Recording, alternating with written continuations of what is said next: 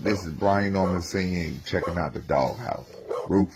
I'm here with Drunk Sports, your boy Kid Chocolate, getting here and spreading love and knowledge, man, and making awareness for everything that we doing right here with Drunk Sports. God bless y'all. God bless.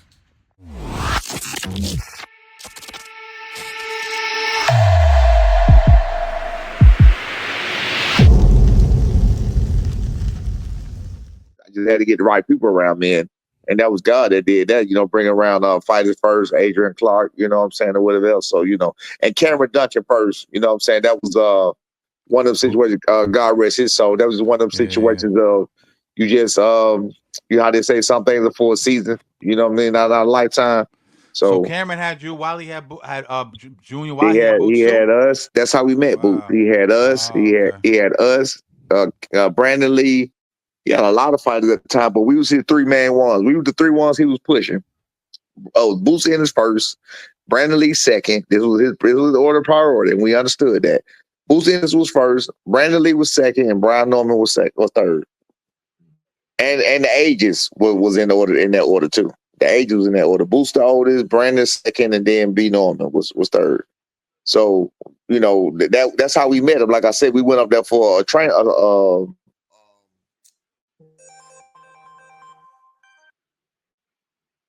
His fights, and that's how we met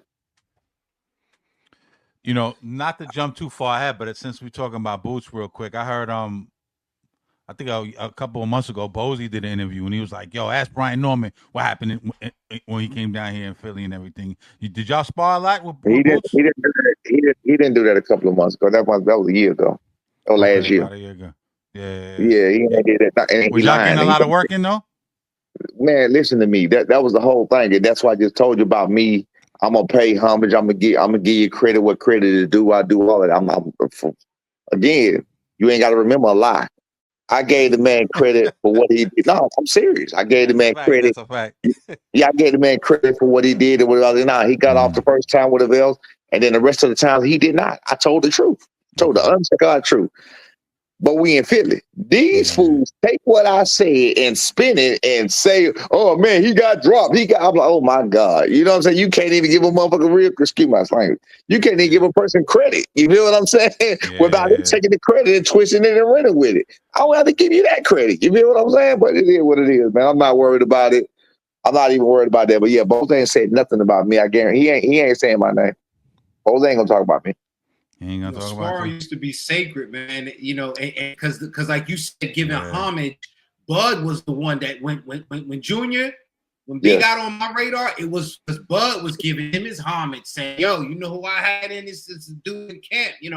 So if you're gonna, to me, if you're not bringing it up respectful, like I don't get why fighters bring it up like they slinging mud. It's sparring. You know what I'm saying? Absolutely. I'm gonna give you one. And I'm off that now because he off that now. But it was I don't even want to go into it. If y'all don't know, y'all don't know. But it was a Tank when Tank first sparred my son. It was because he was very disrespectful to me. So I had nothing but venom towards him until just a little while ago when he came out and finally gave my boys props or whatever else. And now I ain't got no venom towards him. But anybody else or whatever else doing any of that, ain't nobody talking about no sparring. Ain't nobody talking about none of that. You know what I'm saying? What y'all talking about? It made people not want to work with you. It makes you skeptical. I mean, you see it so much. We dealing with it right now. We dealing with it right now. I got a phone call today from my manager, because official sparring situation where they're gonna start September the 1st. So we like, okay, we got to figure out who we gonna get. So in my mind, she giving me names. Where they from? New York. Oh, you mean the same New York that Devin live in? You know what I'm saying? So that's where I'm at. She like, yeah, but he don't seem to be affiliated with nobody. So then you got to look at all that. You know what I'm saying? But it is what it is, man. It's the nature of the beast, I guess. I think the doghouse is kind of what started that type of bravado. Not this doghouse, Floyd shit. Yeah.